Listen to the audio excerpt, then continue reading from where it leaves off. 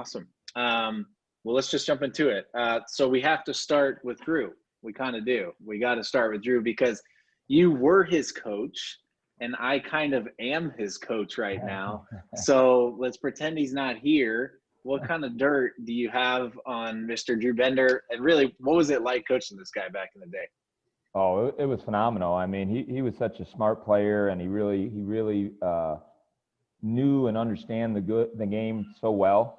I always think back to a story one time where he was taking the ball out of bounds, and one referee was talking to a player, and the other referee put his arm up, and if you know the arm going up means they're starting play. So he threw it off a player's back, went in, got a layup, and they counted the 2 points. He was just that intelligent of a player. So it was fun to be able to coach kids like that. He did like to shoot it whenever he could when he first got around. But he had the green light all the time, or he thought he did? We got a little more efficient as we went. And I think the scoring average even went up once we got more efficient. Yes. Yeah. So, but it was great. And, he competed all the time. That was a great thing, and he did all phases of the game: rebound, assist, scoring. So toughness things. I remember one time he got hit in the rib and fell down and had to go out of the game. And I think Dad even popped his rib back in because he's a chiropractor, his father, right? So he just ran in, said, "Coach, I'm good. I'm going back in." Went in, and then he took a charge right after, which most kids wouldn't do. So, just competitive, fun to coach, fun years, and we really enjoyed it. Yeah, that's awesome. Well, he's kind of, I hate to say it, I'm not trying to puff up his ego or his head any bigger, but he's the face of our partnership with the AIA. So as a part of being the official fundraising partner, Drew goes to a lot of conferences and events, and it's been a really beautiful partnership where they've been great to us, and I know that we've been able to help out a lot of programs. Drew, what do you remember about your Pinnacle playing days? Any good stories about Coach?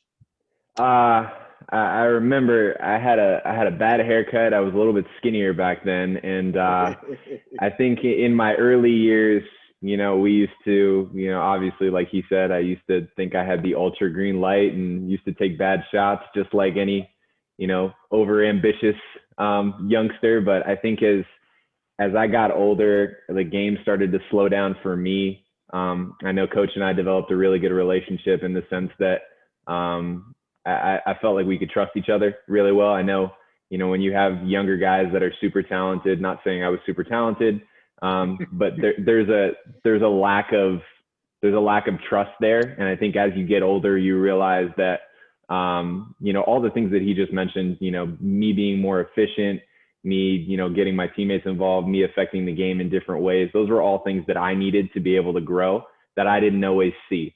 And so I wouldn't have gotten to where I was because of a lot of different people in my life. I think Coach Wilde definitely was one of the people that helped me, kind of realize my potential, helped me grow in areas that I didn't always want to grow in. Like I wanted to be the guy that scored a lot of points in the games, but I think, getting to buy into something bigger than just myself was a huge part of what he helped me realize.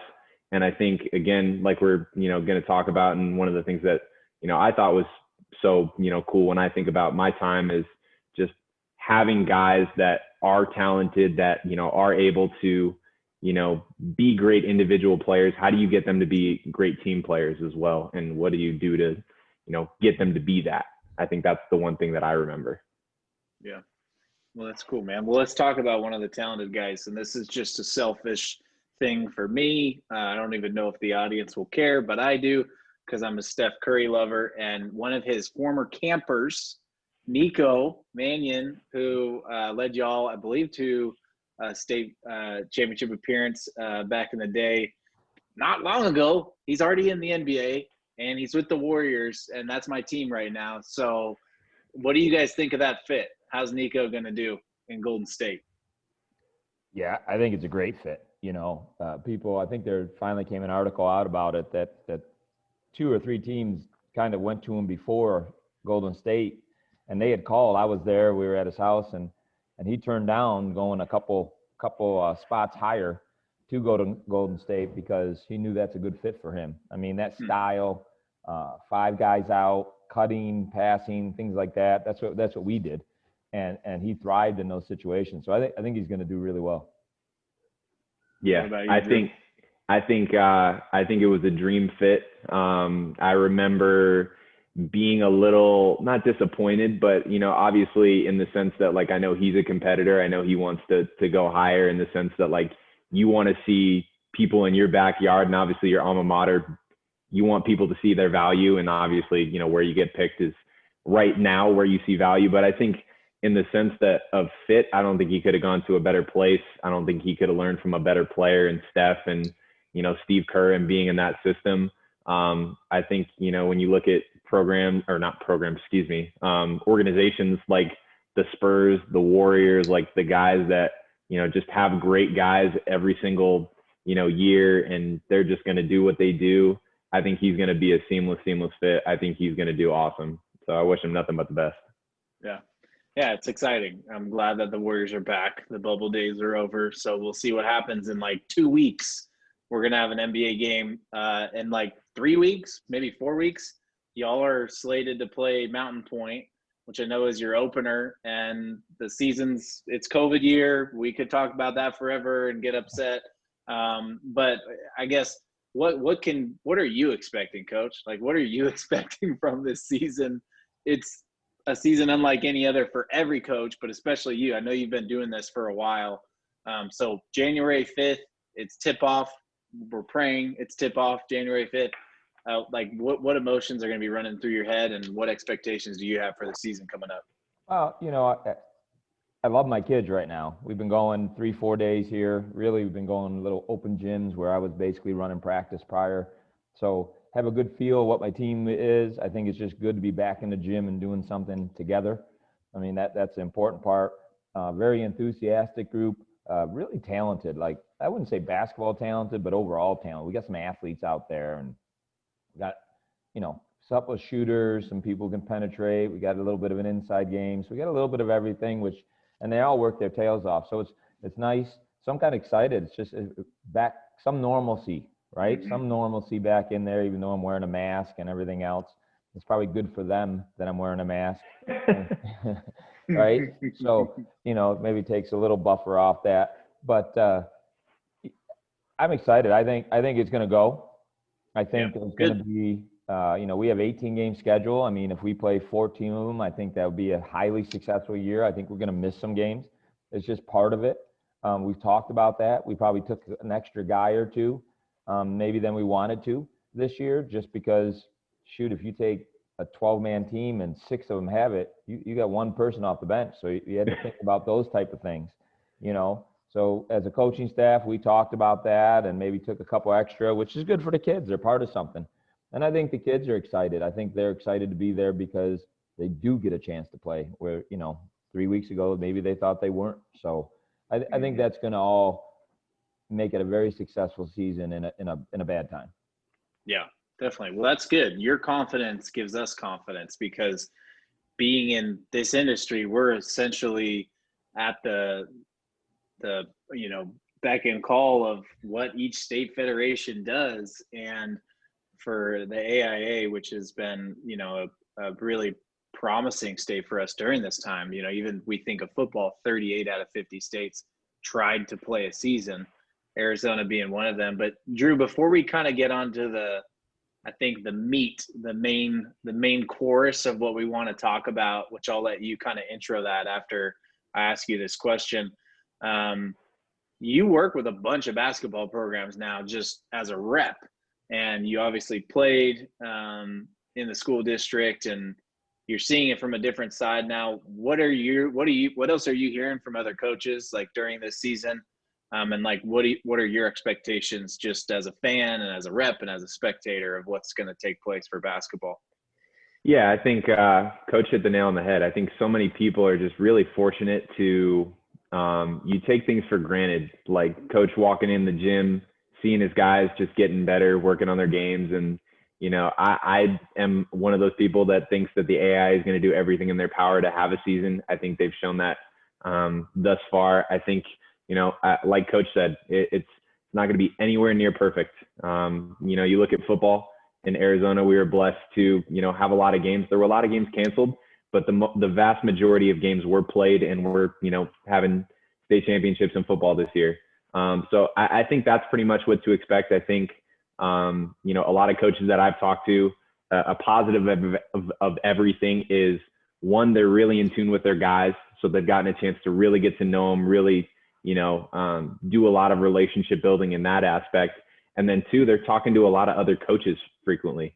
I think, coaches are having a chance to, use the last 5-6 months to get better, one. And then two, now that we're, at the point where guys are looking for games, I think there needs to be a network of coaches that, you can call if you need a game or you need different things, because everybody's experiencing the same thing together. So I think there's beauty in the chaos. I really do. I think, as a guy that, just got done playing his collegiate, athlete and collegiate career done, I feel for them, because I personally don't know how I would react. But I think it's just, hats off to, great coaches and people that, care about their guys and care about their teams and giving them every opportunity they can. So I'm just happy that, they're going to give these guys a chance, or at least try to. Yeah. Well, I think it's well said by both of you.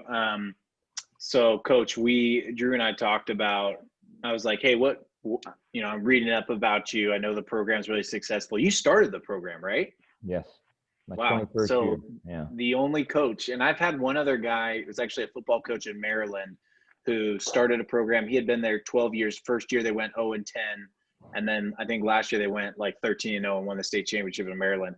But you don't hear that very often, like the only coach in the school's history.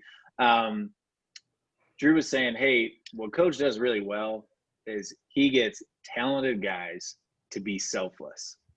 And that is a statement. I was like, whoa, yeah, we should talk about that for sure. So I don't know, Drew, if you wanted to add anything to that before we let Coach kind of talk about the how. Like, how do you get talented players to be selfless and buy in? Yeah, I think the thing that, again, and we kind of teed it up in the beginning, I think for me, you look at, teams that you've had in the past, before I was there, we had, Taylor Rohde, who's on your staff, who was a heck of a player. You had, his teams. You had, my running years when we had some great kids. We had Dorian Pickens, Kevin Bowman, Cody McDavis. And then you have Nico's, you have, Trent Brown, Spencer Rattler. You have some really, really gifted athletes and gifted players that, let's, call it what it is, are trying to get recruited and deserve to be high major, mid-major athletes. But I think the thing that always amazed me was how subconsciously I just gravitated towards being a good teammate and buying into, call it the Pinnacle way of doing things. And it almost was like second nature. And I think it's a strength of yours for sure. I know the phrase that I vividly remember is put your ego in your back pocket. I remember that from day one. I heard it from the day out my door. I remember coming back and, when I would come home for winter, you were telling the younger guys that when I was in college. So I think, just sharing a little bit of, obviously the phrase, but like how that's able to happen over time and year to year, getting guys to really buy into what you're doing and the message you're trying to share. Yeah, I think one, it's the kids themselves. I mean, they have to buy in, and that's the hardest thing, is getting them to buy in. So we got good kids with good parents who come, from a great background coming into us. So I think that helps a lot. I think we've always done camps when we were little. So kids have been in camp since their third grade. I think, Dorian was in there since second grade, and he went to Stanford and was with the Celtics with their G League last year. And Trent Brown, who's playing D1 right now, was in there since second grade. So I think they're around a lot of people. And some people don't realize some of the things that we do even in the off season, but we go and do clinics, and I know that they hated it, and Drew probably hated it doing it back then too, but we'd go into a middle school and do a clinic once a week for about 5 weeks, and they'd be running the drills. My star guys, I needed those guys to be there. I'd have them coming in camp for a month, to be there, to be around each other, to be around with the younger kids. And we've done that from day one. And I think that's where it starts when they start. And another thing that I like to say all the time is you got to give back to the younger kids.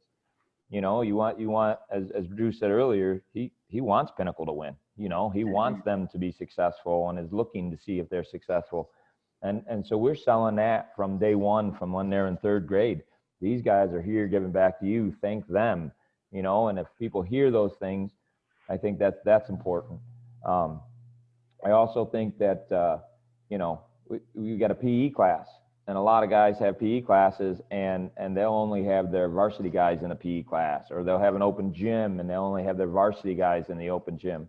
We never did that. We have everybody together. We have their freshmen, our JV and everything else. And we would even do where seniors or varsity players would have to work with the younger players and teach them a shooting drill or whatever it may be, so that they're giving back to the younger players. And I think once you start giving a little bit as an older player, you start buying in more. I think as a younger player, you see these kids giving, so they want to buy in more. And then from there, it's really about success, having a little success, and sometimes we lose a game. And when watching film and being a good shot, bad shot, or, one of my other favorite sayings, and I do always, and I try to say that till the second half of the year, stick your ego in the back pocket. As a secret. Yeah, right. But I do that, and I just tell them, put it in the hallway, take your ego, put it in your back pocket, and let's go win a game. And we do quotes every day that are about team or about work. So we're working on it, and our quotes, I try to do the same. They probably don't realize it when they're in high school all the time, but I try to do like a work hard quote every day for a week, then a team quote every day for a week. But my favorite quote that I like to use, and I've been using a lot, is be a player you'd want to play with. Mm-hmm. Like, you're playing pickup games, you're doing a lot of things. And if you're playing a pickup game and one guy's shooting it all the time and you're not touching it, you're not mad, you're not happy with that guy. So be a player you want to play with. I remember Drew in open gyms. He would pick the people who would rebound and get after the ball so that he could shoot it a lot or whatever, or he'd get two shooters so he could dish it to them. So he'd have two guys who hustled, two guys who could shoot, and then him. I mean, it was great. It was smart, and I would brag about that stuff. And I think complimenting and making a big deal when kids do unselfish things is huge. And I've always tried to bring a lot of energy when I coach, good or bad, but it's a lot of energy. But I try to even give you more energy when you're doing stuff right. And I think kids like that. I think they like to compliment. And then once they start playing that way, it's fun. It's fun. It's fun to go win. It's fun to make a great pass. It's fun to, with him, scoring points. Assist is the same as a point. I would sell that to him all the time. You get 18 points and 7 assists. It's the same as scoring 30-some points. So, assists are just as important as points are. So, a lot of little things that we try to push and we talk about. And we talk about it year round, though. It's not like, just at the end of the year during playoff time. This is year round when I have them. So I think that's where it comes from. I'm hearing community, consistency, and then really it's just, I think, complimenting. And so I think it's really fascinating. Drew, we kind of talked about this respect aspect too. You want to kind of get into that with Coach, the last interview you had? Yeah, I think, when you talk about respect from a player's standpoint, I think the culture that's been created, I think, we talk about a coach being the first coach ever at Pinnacle and, him being the only coach to coach there. I think, that doesn't happen overnight. It's been a long process.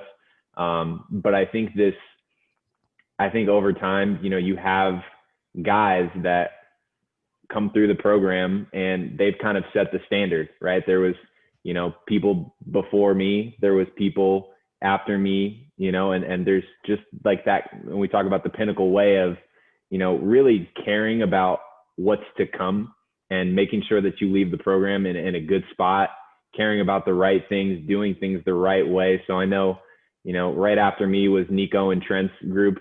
I know my group with Dorian and the group that, I got a chance to play with really tried to invest time and make sure that those guys, got everything that they needed out of us as, older guys. And, I know when I was younger, I got that out of, Kevin Bowman and, Cody McDavis and the people that I looked up to and were older than me. So I think having that culture of respect from players, I think is super important. I think being in the gym, being around younger guys, creating that from being young in camp and seeing the old guys doing work. Like I remember being a fifth grader in camp and doing that. And then I think when you talk about, in terms of coach, having the respect with the players, I think it's very hard to, and this isn't something that I realized until I got older and almost until I finished playing, is when somebody's coaching you and they're coaching you really hard, I think it's very easy to sometimes shut down. But I think once you establish a relationship and a respect and knowing that I care about your best interests, I want to see you grow individually because of the team. And, coach is very, good at seeing the big picture and seeing like individual potential within, what makes a team and how to make everyone tick. So I think, all of the players that, come through Pinnacle have an enormous respect for him. And I think, obviously success plays a large part on it. All the guys that, were there when I was there, were super happy that we finally, got to knock one on there. Obviously that helps because, now you can say, hey, these are the guys that did it. And, but I think, respect from a player standpoint, player to player, but I think from the coaching staff's, point of view, how they run things, how they, created the culture, how they, pride themselves as a program, I think it's a very, very easy thing to replicate. There's another thing too that happens is these guys always come back at Christmas time, or Drew comes back now. Drew was saying that before. Yeah. Yeah. He comes back and he's doing the fundraiser and he can say, I've been there. And I never really tell him what to say before. I just say, hey, you want to talk to him? Taylor Rohde, when he was over in Europe, he used to come and do our camps. He would, I'd pay him whatever, $10 under the table. He's making probably $100,000 a year. And I'm like, you sure this is okay, Taylor? He's like, absolutely, right? Absolutely. He's like, I love coming back and giving back. So he had bought into it. So when you can get a Drew to come back, a Dorian Pickens to come back, a Taylor Rohde to come back. I remember Ray Murdoch, who was probably one of my first best players. He used to come back. When they come back and they talk to kids and they tell them how it is and they're older and they realize a lot of good had happened and they're saying the same thing I'm saying and I'm not setting it up. I mean, and that's the thing. I think that helps too. So, I didn't build the program. They build the program. It's the kids. They did it when they were there. They do it when they come back. I just try to guide them. Yeah. Mm-hmm. Well, you from a young age, you're kind of like showing them their future, right? Like a lot of these guys you mentioned, hey, second, third grade, they saw the Drew Benders and the Spencer Rattlers come to their school and kind of help them out. And you kind of created this gift of giving very early on. But a real thing that we talk about leadership is empowering other leaders. And that's what you're doing. You're empowering others. It's not about you, but at the same time, it is the Pinnacle program that you've kind of created. And so it sounds like a really cool environment. Before we get into some film, because we definitely want to do that. And I'd love to see some film of Drew just shooting the ball way too much, but whatever you want to show us is great. Please no. I want to touch on real briefly, because I saw your daughter just sign with Wyoming. And I know your golf team's legit and you coach golf too. And that's like not the most common combination, at least that I've seen. State champion basketball coach, national champion golf coach. So how did that come about? Was it because of your daughter initially, or you just love it? Just talk to us about the golf game. Well, yeah, about 2 years before my daughter was coming into high school, the job opened and no one was putting their name in for it at all. The person that was there before,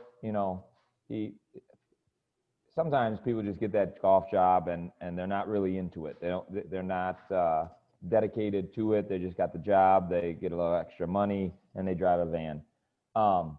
He would take them to the wrong courses, and I heard kind of some of these nightmare stories. And my wife and me sat down, and she just said, you got to take this, you know.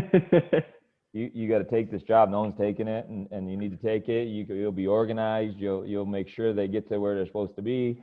So I just took what I did in basketball and I sent it the same way, and not knowing if it would work or not, because now you're talking about a totally individual sport.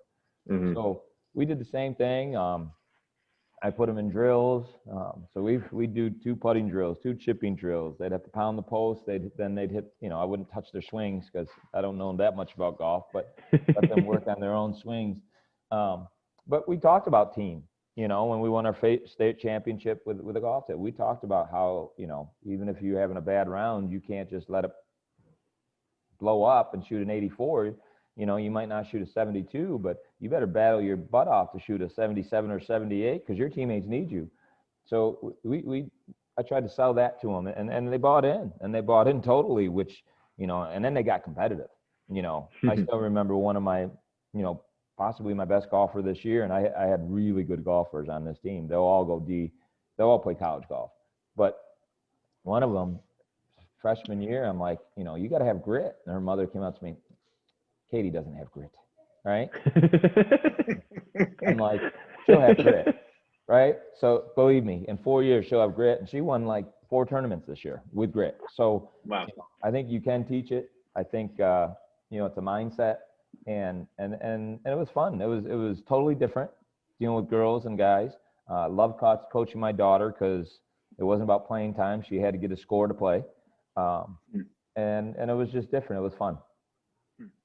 That's cool. That sounds like a very unique experience, and it's really interesting that you took the same approach or a similar approach in a way to how you structured basketball practices and that stuff. So that's pretty cool. Because, you know, in certain states too, a lot of coaches coach multiple sports. I don't know is Arizona a state where it's common to coach multiple sports or not really? Yeah, a little bit. You get a football track, and then you get, you know, it doesn't happen that often, but it does. Smaller schools, it will. I have retired as a golf coach, by the way. Oh, no. You're going out on top. That's it. I think we still get to go to the national tournament, so I'll probably have to do that next summer with them. They told me that was the one thing. I could not coach anymore, but I had to take them to the national tournament again, so. Once this thing comes out, you're going to get a bunch of golf coaching offers. So it's sorry, not sorry. But, well, hey, I've given you access to share your screen. Are you familiar with Zoom? Yep. Was that a dumb question? No, yeah, in 2020? Yeah. Oh, no, I do this all the time. So you want to see Drew? No. I want. Drew doesn't want to get roasted right now. No, Coach, what I think would be good, and this is me being brutally honest, not because I don't want my old film pulled up of me probably throwing a hook shot from half court. I think going over some of like the principles and rules that you have in offense, I think, and we've talked about this before, I think when you have kind of and rules, when you go into your Pinnacle stuff, I think that's when, you know, my teams and teams that you've had recently have been hardest to guard because you don't have plays. Like in high school, especially in college, like you get scouts, you get playbooks, you know exactly quick hitters, what they're going to do, assistant coaches. You know, you probably got Flores and Taylor yelling them out and all kinds of stuff that they see. And teams know what they run. But when you can't scout for what they're going to run, you don't know what they're going to do. You have to essentially remember tendencies and kind of get an idea of what they do. It's really, really hard to cover. So I think that would be something that I'd be intrigued to see. But this is your show, man. I don't want to take it. If you want to get a video of me throwing up some bad shots, I guess I can't stop you. Yeah. Give the people what they want. Yeah, you guys passed it really well back then. I'm trying to get back in that time. I mean, you know, really, if you go back to even our state championship games, which I might just try to load up one of those. That'd be a good one. Especially near the end here, or even, you know, when we spread the floor out a little bit. If you want to see a little bit of that, I can do that. Let me just uploading right now. and I can Are you share. guys? I know crossover is a big basketball one, but do you guys use huddle or crossover? What do you use? We use Huddle. Okay. We use Huddle because it's basically um, what our football Yep. coaches use. So then we get a discount off it. So we just make Yep. sure that we stay in that situation. We get loading up here, right here. I'll load up big. I think at the end of the game, we're probably a little bit better than we are in the beginning of the game. We did run a couple of different offenses. I have changed a few. I really going to run the Golden State offense a little bit this year with 4 or 5 guys out. But, you know, some of the things that we teach, and it's going to take a minute here to get to where I want it to go. As we're going through some of these things, you know, even in this situation, this is just a big guy running the court. I mean, he's not a big guy. He's probably 6'1", but he's playing my 4 at the time. We spread the floor out with a guy in the corner. We have a guy running the court. We have Nico who sees everything. And it's just hard to guard when you're that spread out, which is Drew is talking about. And then being able to finish. And even there, that finish is huge, I think, because he's going against a bigger guy and he can be able to finish with his right or left hand, which we do drills like that all the time. And it's funny because you don't realize it till you see film. You don't realize it until it happens in a game that all those little drills we do all the time end up working for us. So it's kind of nice. You know, defensively, we've always pressured the ball and tried to be in the right spot. They got a lot of things. We and Drew probably remembers too, is we do a lot of scouting, as in this kid can only go right, or you saw us get over a pick right there. We basically know that they don't screen very well, so we can, you know, cheat the screen a little bit. So we do a lot of scouting. That kid hit a tough shot. But again, a lot of spacing here. And you know, we love the college courts when we play on it because the spacing's so much better. But right there, that's tough to guard right there, just being that spread out and that wide, especially when you got a couple shooters. And the thing is, this kid right here is 6'9", and I got him spaced out. What I used to do with Taylor Odie, he'll get inside and he'll end up being able to score in there. But you get them spaced out, they're not used to that. And they can get to the basket because of it. We don't make that, but we're to the basket. No one's coming to help. And that's the greatness of it. And when you have talented kids who understand the game, like Drew did, right there, Trent Brown, I believe that was, they understand how to get to the basket and do things like that. So it's really nice to be able to spread the court. There's my film guy. I'm a little crazy on me. Sorry about that. Who are we playing in this? This is Chaparral. Chaparral. Yeah. Okay. Yeah. There, they do that. Really, Drew and Dorian brought that to me with that little play there where they crossed each other. You know, that he had came to me and said that they had done that in some club stuff. So we spread out with Pinnacle, and basically you just kind of rub off a ball handler's man and you get a shot sometimes. So we put that in. So I'm open to learning and listening to kids. You know, they're again being unselfish. Nico Mannion passed the ball. He could have scored that any way he wanted to or getting fouled, but he's looking to give that up. And once you do that and spread the floor, it's easy to be able to play the way we play and have a little open space. I mean, people don't realize one of my biggest rules, and Drew's heard this a million times too, you want to play defense, I'll never call a play. You play defense and get out and run. We'll have you run to a spot, but you get to play. You get to make decisions, you know. But if I call a play, you better run the play. And that's kind of what we've always been on too, is a defense running team, running to a spot, and then creating. And I think having, you know, a little freedom to be able to play helps. Now there's rules, and we go over it again and again and again and again. But basically that really helps us. I can't get a little speed up or to usually I have a little 10-second speed up when it doesn't have it on there right now. Yeah. And I think, just to jump in, Coach, and I think one thing that always, you know, and we've talked about the Pinnacle way, we've talked about culture and doing things, you know, the right way.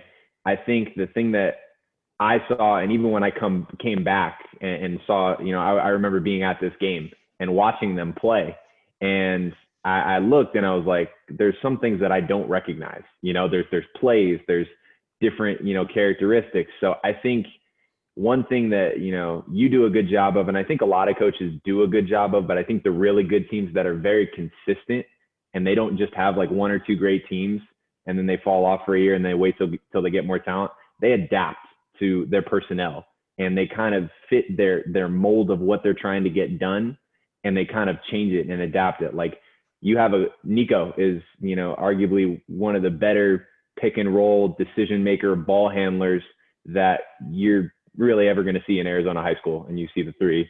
So what did you guys do? You put him in a lot of continuous pick and rolls, right? You had really good spacing with Trent off the ball. You had Tosh, who was a freaking, you know, beast, was bigger and, you know, took up a lot of space. So I think there's years where you had more pick and roll. There was years where you had more spacing. There was years where we played faster. There's years where you played slower. So I think morphing to your personnel a little bit and staying consistent with what you're trying to do, and, you know, hey, we're going to get stops so we can run, that sort of thing, but really making things work for your personnel and adapting to what your players like and putting them in the right places and giving them the confidence to make decisions, I think is really, really apparent to why the program's been so successful as long as it has.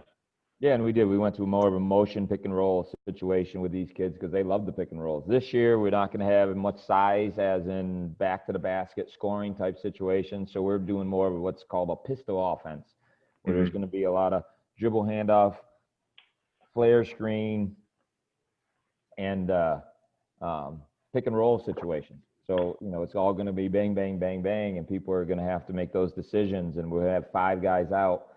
But there's a set play that we've run. It was bang series. You know, it's white, and I've run this for Drew I've run this play for 21 years. So there's some stuff that I keep, and we just scored on that, and Nico made a nice pump fake and everything else, and we fake one way and go back the other. But kids, you know, they battle in there, and it's just fun to be. And we try to push the ball up the court. We try to put an offense where they can be successful. And that's the thing, is putting kids in the spots that they can be successful, knowing they have to know their role. And we talk about roles a lot and everything else, and understanding what they're capable of doing and not capable of doing. And then we'll put set plays in so they can. You know, that kid could shoot the heck out of it. I think he's shooting 53% in college right now. So he's not green light. Usually I'd be. Is that good? It's not bad. It is not bad. That's ridiculous. There's a nice ball fake. That was should have been a goaltend. That was right off the backboard. Were you lighting up the refs during that moment, Coach? Absolutely. See the ref running away from me right there. Yeah, I was. You're not a foot stomper, are you? Try not to be. I try to kneel more now, so I'm not so loud. But this was a heck of a game. I remember being at this game, and I actually just was with Coach Peterson the other night. And you know, I think when you think about, you know, this game, I think you guys played each other pretty frequently throughout the year. You know, obviously 2 neighboring schools that, you know, have a lot of guys that know each other. I think this was a really good game. I think both of you guys, you know, played each other extremely, extremely well. You know, obviously happy alumni wise that we got one. I know Coach Peterson runs a heck of a program over there, but this was a really, really cool game to be at. The other thing we do too is and we try to talk about this too, is we do our weights, and we do a full body workouts now, and we do a lot of things that we think other teams aren't doing. But one of the things I've always bought into conditioning wise is we really don't run to condition. Yeah. We never run without the ball ever. Yeah. Unless we're not working hard, you know, and then that they did it themselves. But we do it all in drills, or I've made up drills where, you know, we have to go up and down 5 times, or 5 different guys score, and we time them, and we'll get under 23 seconds, which if you really think about that, that's pretty darn fast. And we get in shape that way, which if you watch this game near the end, it was an up and down game, scoring a lot and everything else, but they started making mental mistakes and balls going through their hands and maybe a little sloppy passes. And we were still in pretty good shape, tipping the ball away and making plays. And I think there's one that comes up here where Marcus Lidman tips the ball away and then runs after it and throws it down for a Nico dunk in a run here in a little bit. And, that I still think that's because, we are conditioned and conditioned with us catching the ball, and we have to catch the ball when we're tired. We have to dribble when we're tired. We have to score when we're tired. And I think that just makes a difference late in games. Y'all are draining right now too. Let's look at the balls going through. Oh, yeah. Yeah. That's my hot take analysis. Yeah, there's something about that freedom and not being scared, and some coaches, you'll have your team kind of scared. I don't want to make a mistake or whatever, but again, back to empowering them, putting trust in them, you put them in a position to succeed. And so you're fine with them taking that shot. Yeah. There you go. And there was that play right there. Yep. And everybody sees the Nico dunk, but they don't realize that this ball goes out of bounds, I believe, and Marcus makes this play. They call a foul, so they get it underneath. But he makes this play with a tip, and then he just beats the guy to the ball. And I think he's behind him when he tips it, and makes a tremendous play for an easy basket and a nice run. And this stuff, that's big. He hustles. He beats two guys for the ball. And that's just being in shape and doing things for your teammates. Well, that's probably a good one to end on, Coach. And like I said, Drew and I, we're looking forward to this. We appreciate it. Want to be respectful of your time too. But yeah, thanks for hopping on. Definitely looking forward to high school basketball season, and best of luck in the future. Okay, thank you so much. Appreciate having me on and taking some of your time to talk about my program. I appreciate it. Definitely.